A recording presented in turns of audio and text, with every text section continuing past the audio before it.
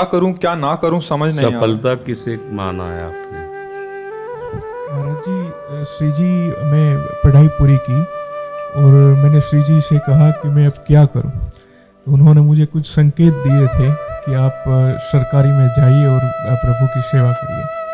फिर सफलता नहीं मिल रही उसमें एग्ज़ाम में, और अब है। आप हमारी बात समझिए, आपको श्री जी ने संकेत किया और आप सफलता नहीं प्राप्त कर, दोनों बातें झूठी है ना, दोनों बातें झूठी हैं। आप सत्य को स्वीकार कीजिए। श्री जी के संकेत को आप जानने लगे। आप श्री जी के संकेत तो तभी जब आप उनकी मन की बात जान लेना, तो आप कितने बड़े सिद्ध हो गए। और फिर सफलता किसकी चाहते हो? प्रकृति जन्य की। आप श्री जी के संकेत को जान जाओगे तो श्री जी के प्रेम की सफलता चाहोगे, लोकवत नहीं। और ये लोक की सफलता, सुनो पहले, प्रारब्ध के अधीन है। इसकी सफलता के लिए श्री जी से प्रार्थना मत करो। हमारी बात समझना। विद्यारण्य जी एक बहुत बड़े महापुरुष हुए हैं। उन्होंने अपने माता पिता को सुखी करने के लिए, धन प्राप्ति के लिए गायत्री अनुष्ठान किया। ब्राह्मण कुल में जन्म हुआ था। एक पुरस्चरण 24 लाख गायत्री होता है। उन्होंने एक पुरस्चरण किया, 2 पुरस्चरण किया, एक बार भी कोई धन की प्राप्ति नहीं हुई। आखिरी में उन्होंने संन्यास लिया। जीव संन्यास लिया, माता गायत्री प्रकट हो गई। उनका अब इंद्रासन भी मांगो तो आपका, तो बोले अब क्या जरूरत है, अब तो वैरागी हो गया, विरक्त हो गया। माता पिता भी पधार गए, उनकी सेवा के लिए अर्थ चाहना। 23 पुरस्चरण किए, तो आप तब नहीं आए। उनका तुम्हारे अनंत जन्मों में ऐसे 24 महापाप थे जिनके कारण मैं नहीं आ पा रही थी। अब वो 23 पुरण से चरण से नष्ट हुए, पुरस्चरण से, और 24वां तुमने संन्यास लिया। तो अब आप जो चाहो पर, बोले अब चाहिए ही नहीं, क्योंकि अब सन्यासी हो गए, अब तो ब्रह्म प्राप्ति के लिए। तो इससे आभास होता है कि अगर हमारा बुरा प्रारब्ध है तो हमको भोगना पड़ेगा। हम कितना भी प्रयास करें वो हमें, तो हम क्या करें इसमें जिससे हमें परम शांति हो?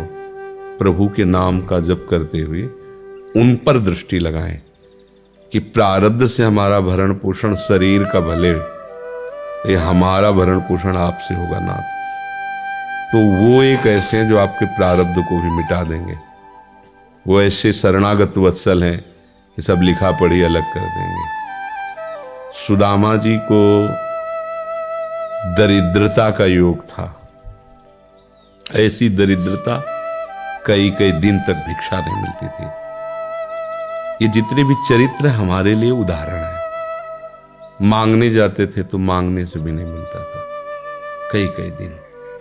एक दिन उनकी पत्नी ने कहा कि हमारा आपका तो चरणामृत से भी गुजारा 2 दिन 3 दिन हो, 4 दिन हो, छोटे छोटे बच्चे तो मर जाएंगे ऐसे। कुछ तो उन्होंने कहा, श्री कृष्ण के सिवा हमारा कोई नहीं। अब हम क्या कर सकते हैं? प्रारब्ध जब बिगड़ता है ना, वो कोई सफलता नहीं होने देता। तो एक दिन श्री रुक्मिणी जी प्रसाद ठाकुर जी को भोग पा रही थी, वो ऐसे रोक दिया, उदास हो गए। तो उनका, प्रभु ऐसी स्थिति हमने जब जब आपकी देखी, तो किसी भक्त को जब कष्ट होता है तब आपको ऐसे देखा है। कौन सा भक्त है और क्या कष्ट है? तो का एक सुदामा नाम के हमारे मित्र हैं, कई दिन से भोजन भी उनको, प्रभु आपके मित्र और मैं आपकी दासी, महालक्ष्मी का अवतार रुक्मिणी, आप हुक्म कीजिए, लोक लोक की संपत्ति वहां। बोले उसको चाह नहीं है, हमारे मित्र को चाह नहीं है, और चाह ना होने पर हम विवश हैं। अगर वो चाह कर ले तो सारी व्यवस्था हो जाए। बोले पैदा करो जाके चाह। बोले उनके हृदय में तो नहीं पैदा कर सकते, हम भी, क्योंकि जिस हृदय में भगवान का आश्रय और निरंतर चिंतन है, वहां माया की चाह नहीं होती। बोले उनकी पत्नी के हृदय में, बोले प्रयास करते हैं जाके। भगवान संत वेश में गए, भिक्षाम दे, निकली। अतिथि का सत्कार करना गृहस्थ का धर्म होता है। हाथ जोड़ा और कहा, हम असमर्थ हैं, आपको भिक्षा नहीं दे सकते। क्यों? बोले हम अपवित्र हैं, हमारे ऊपर सूतक लगा हुआ है। किस बात का सूतक? हमने एक पुत्र जन्मा है।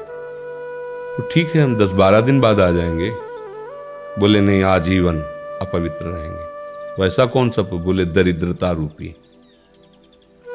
विद्वान की पत्नी है तो ऐसे उनका दरिद्रता रूपी पुत्र का जन्म, अर्थात सीधे कि मैं नहीं दे सकती या देने योग्य नहीं, ऐसा न कहीं उनका मैं अपवित्र हूं।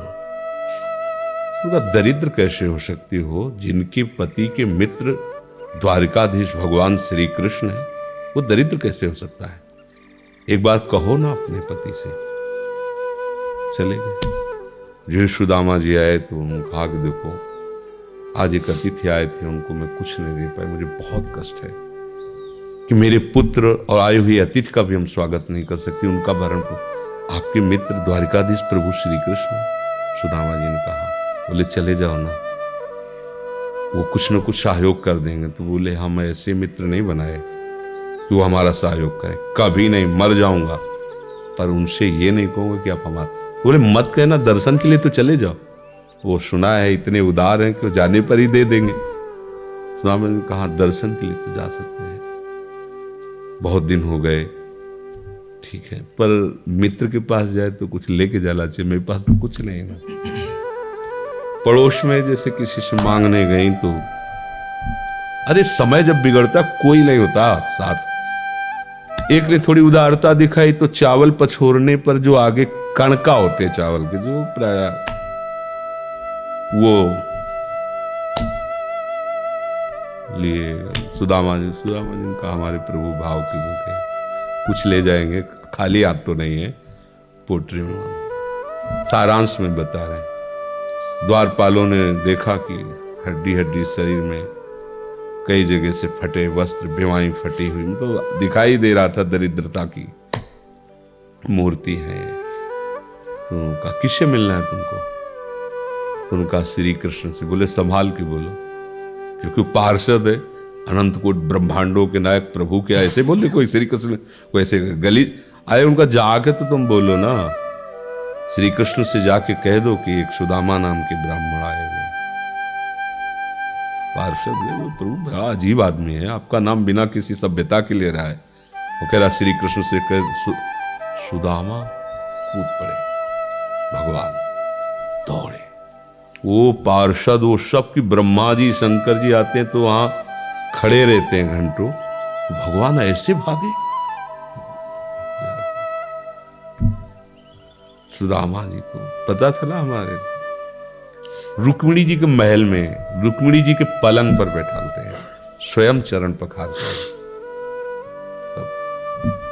अब ये वैभव, क्या हालचाल है, कैसे हो प्रभु? आप सब जानते हो, आपकी बड़ी कृपा है। तो ब्याह हो गया, हाँ ब्याह भी हो गए, बच्चे भी हो गए। हमारे पास आए तो कुछ तो लाए ही होगे। अब वो सड़े से कपड़े में चावल, कैसी बड़ी बड़ी वो वैभव, महारानियां सब भगवान का। चुप ऐसे बोले, देखो फिर चूक कर रहे हो, हमारे हिस्से की चोरी पहले की थी और फिर चूक कर रहे हो। अपनी हिम्मत नहीं पड़ रही थी, इतने महामहिम प्रभु को कैसे हो तंदुर। भगवान ने ऐसे छीला, ओह आज तक मुझे ऐसा स्वाद नहीं मिला। भगवान बड़ाई कर रहे, देखो रुक्मिणी जी की आंखों में आंसू आ गया, वो दृश्य। भगवान पकड़ लिया हाथ, बस प्रभु हम आपके सिवा नहीं रह सकती हो। भगवान तो सुदामा जी का स्वागत सम्मान कर, अच्छे कपड़े पहनाए। जब चलने लगे ना तो भगवान की तरफ वो देखते, मतलब कामना नहीं पर कि देखा पत्नी कह रही थी जाओगे कुछ न कुछ, चले प्रभु, हाँ ठीक, घर से ऐसे चले जाना, हाथ भी खाली। प्रभु ने कहा देखो ये कपड़े जो है ना महंगे हैं, रास्ते में तुम्हें चोर बदमाश तुम अपनी पोशाक पहने उनको उतार दो। बोले बड़ी कृपा, कपड़े भी उतार और रास्ते में सोचे देखो निगेटिवली सोच रहे, मेरे श्री कृष्ण मुझे कितना प्यार करते हैं। उन्होंने इसीलिए नहीं दिया कि दरिद्र कहीं संपत्ति पाकर मतवाला होकर मुझे भूल न जाए, मुझे कितना प्यार करते हैं। प्रभु के प्यार में मगन होकर सुदामा पूरी खड़ी जैसे द्वारिका। उनको भ्रम हुआ कि मुझे लगता है चलते चलते मैं पुनः द्वारिका आ गया। तो वहां पूछ रहे हैं कि ये किसका है? भगवान के पास विधाता है, उनका प्रभु ये तो गलत हो गया, इनके भाग्य में हमने लिखा था क्षय श्री, ऐश्वर्य का नाश, जीवन में नहीं ऐश्वर्य, क्षय श्री। भगवान ने उसका उल्टा कर दिया यक्ष श्री। जैसे कुबेर का अथाह धन का खजाना, त्रिभुवन का खजाना वही है कुबेर के पास, जैसे कुबेर का खजाना यक्ष श्री।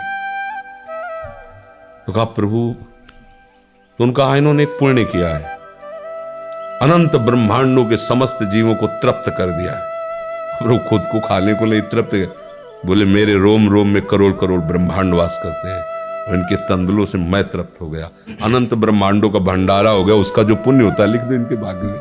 अब किसी की चलेगी प्रभु के आगे? तो एकमात्र प्रारब्ध को मिटाने वाले भगवान है, कर तुम अकर तुम अन्यथा।